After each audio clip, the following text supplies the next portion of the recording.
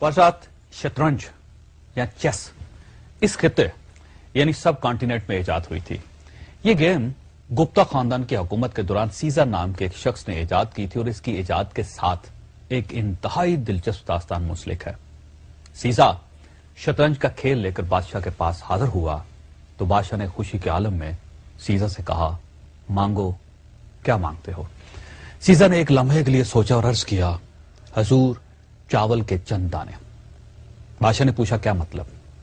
सीजा बोला, आप शतरंज के 64 खाने चावलों से भर दें, लेकिन मेरे फार्मूले के मुताबिक।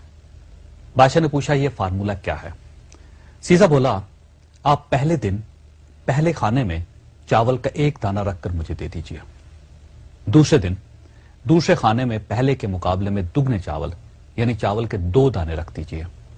तीसरे दिन तीसरे खाने में दूसरे खाने के मुकाबले में डबल यानी 4 दाने रखते हैं और आप इसी तरह चावलों की तादाद को डबल करते चले जाएं यहां तक कि 64 खाने पूरे हो जाएं। बादशाह ने इस बेवकूफाना मुतालबे पर कहकहा लगाया और यह शर्त कबूल कर ली और यहां से ख्वातिन दुनिया की वो गेम शुरू हुई जिससे आज के दौर में माइक्रोसॉफ्ट जैसी कंपनी ने जन्म लिया। यह बज़ाहिर एक आसान सा काम दिखाई देता है, लेकिन यह दुनिया का मुश्किल तरीन मुअम्मा था और आज 3500 साल गुजरने के बाद भी शतरंज के 64 खानों को चावलों से भरना मुमकिन नहीं। बादशाह ने पहले दिन शतरंज के पहले खाने में चावल का एक दाना रखा और उसे उठाकर सीजा को दे दिया। सीजा चला गया। दूसरे दिन दूसरे खाने में चावल के 2 दाने रख दिए गए। तीसरे दिन तीसरे खाने में चावलों की तादाद 4 हो गई। चौथे रोज 8 चावल हो गए। 5वें दिन इनकी तादाद 16 हो गई। 6ठे दिन ये 32 हो गए। 7वें दिन ये 64 हो गए। 8वें दिन यानी शतरंज की पहली रो के आखिरी खाने में 128 चावल हो गए। 9वें दिन इनकी तादाद 256 हो गई। 10वें दिन ये 512 हो गए। 11वें दिन इनकी तादाद 1024 हो गई। 12वें दिन ये 2048 हो गए। 13वें दिन इनकी तादाद 4096 हो गई और 14वें दिन ये 8192 हो गए। 15वें दिन ये 16384 हो गए और 16वें दिन ये 32768 हो गए और यहां पहुंचकर शतरंज की 2 कतारें मुकम्मल हो गईं और बादशाह को थोड़ा थोड़ा सा अंदाजा होने लगा कि वो मुश्किल में फंस चुका है, क्योंकि वो खुद और उसके सारे वजीर मशीर सारा दिन बैठकर चावल गिनते रहते थे। शतरंज की तीसरी किताब के आखिरी खाने तक पहुंचकर चावलों की तादाद 80 लाख तक पहुंच गई और बादशाह को चावलों को मैदान तक लाने और सीजा को ये चावल उठाने के लिए दर्जनों लोगों की जरूरत पड़ गई। किस्सा मुख्तसर, जब शतरंज की चौथी रो यानी 33वां खाना शुरू हुआ तो पूरे मुल्क से चावल खत्म हो गए। बादशाह हैरान रह गया।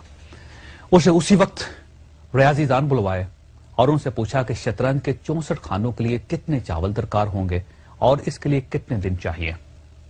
बादशाह के रियाजीदान कई दिनों तक बैठे रहे, लेकिन वो वक्त और चावलों की तादाद का अंदाजा नहीं लगा सके। यह अंदाजा नाज़रीन 3500 साल बाद बिल गेट्स ने लगाया था। बिल गेट्स का ख्याल है कि अगर हम एक के साथ 19 जीरो लगाएं तो शतरंज के 64 खानों में इतने चावल आएंगे। बिल गेट्स का कहना है कि अगर हम एक बोरी में 1 अरब चावल भरें तो हमें चावल पूरे करने के लिए 18 अरब बोरियां दरकार होंगी और इन चावलों को गिनने, शतरंज पर रखने और उठाने के लिए 1.5 अरब साल चाहिए। आप भी ये कैलकुलेशन करके देख लें, आप भी हैरान रह जाएंगे। लेकिन ये याद रखिए कि ये हिसाब आम कैलकुलेटर के जरिए नहीं लगाया जा सकेगा। ये सिर्फ कंप्यूटर के जरिए ही कैलकुलेट किया जा सकता है। इस इशू को नाज़रीन मैनेजमेंट की जुबान में चेस बोर्ड राइस या second half of the chess board कहा जाता है। अब सवाल यह है कि शतरंज इजाद करने वाले और बादशाह को इस खौफनाक मसले में फंसाने वाले सीजा का क्या बना? यह भी एक दिलचस्प कहानी है, लेकिन यह मैं आपको प्रोग्राम के आखिरी हिस्से में सुनाऊंगा। पश्चात वो दास्तान जो प्रोग्राम के शुरू में अधूरी रह गई थी। बादशाह ने शतरंज के मौजूद सीजा को शतरंज की चौथी रो पर पहुंचकर गिरफ्तार करवा दिया था, क्योंकि बादशाह को शतरंज के हाफ में पहुंचकर चावल पूरे करने के लिए 5.5 दिन लग गए थे।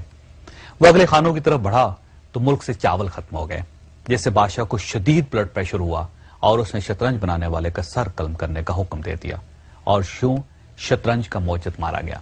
लेकिन शतरंज की सरदर्दी آج تک قائم ہے۔ شطرنج انڈیا سے ایران پہنچی، وہاں سے بغداد، بغداد سے اسپین اور اسپین سے یورپ چلے گی اور آج پوری دنیا میں کھیلی جا رہی ہے۔ یہ بھی کہا جاتا ہے کہ سیاست شطرنج ایسی گیم ہے جس میں پیادے سے لے کر بادشاہ تک سارے کردار موجود ہوتے ہیں، بس ایک کردار نہیں ہوتا اور وہ کردار ہے جج۔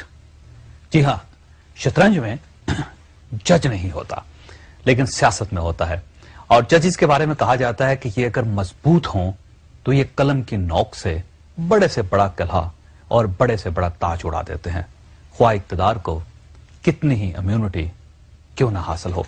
اللہ تعالیٰ آپ اور آپ کے اہل خانہ کو انصاف کرنے اور انصاف مانگنے کی توفیق دے۔